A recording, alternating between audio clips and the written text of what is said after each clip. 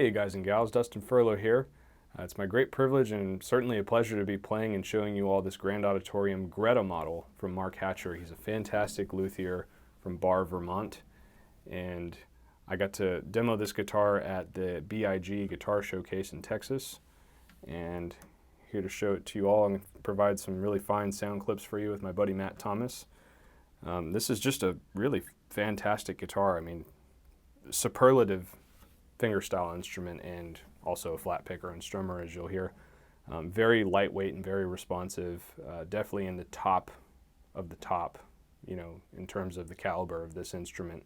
Mark Hatcher is just everything you could want in a luthier. He has a very unique and very recognizable aesthetic touch to all of his guitars. When you look at it, you just know it's from this guy. And same with the tone. He does a really great job making a guitar that just is so alive and responsive all over the top. And when you play it, you really feel like this guitar is just like, you barely have to coax anything, any effort to be paid back with just sonic goodness. So the soundboard, the primary tone woods of this guitar are Swiss Alpine Moon Spruce for the soundboard, very lightweight, very responsive, has a really beautiful, lush, complex treble response to it that I love so much. And this very exotic figured Bloodwood. And you don't see a lot of Bloodwood guitars out there. For one, it's really hard to work with, and for two, you just don't see pieces that are, you know, make the cut for guitar making. Mark did a fantastic job putting these tone woods together. I was really pleased and very just, you know, my expectations were exceeded, you know, because the guitar is sort of, it's not a true D'Albergia, but it does have rosewood characteristics to it. There's a very ringing and overtone laden treble response to it, but it's not quite as angelic as a rosewood, like a Brazilian, Madagascan, Cocobolo, African Blackwood, that sort of thing. So there's a nice fundamental there. There's a good fundamental to pretty much all of Mark's guitars. He doesn't sort of let the washiness of too many overtones overtake his overall sound, which is something that I prefer in a guitar. But that's sort of the deal with the Greta model, especially, very balanced.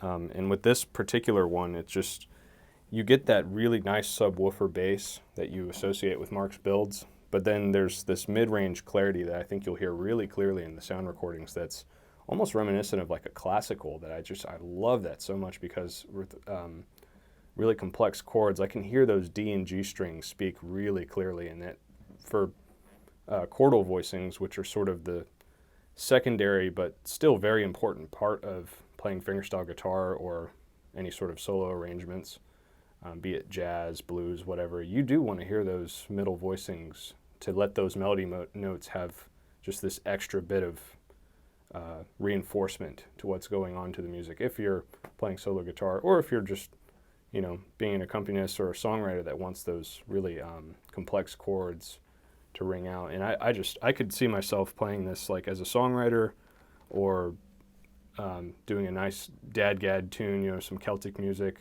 I could see myself playing jazz on it. With pretty much all of Mark's guitars I've played, I've always felt like the sky's the limit. So I think that's a mark of a great luthier. But I'll blow up some photos so you guys can see sort of the really interesting inlays that he did. He did these really cool Bloodwood appointments with black ebony and maple, tying them together with the micro purflings. And it's a stunning piece of art, and whoever this goes to, I'm envious.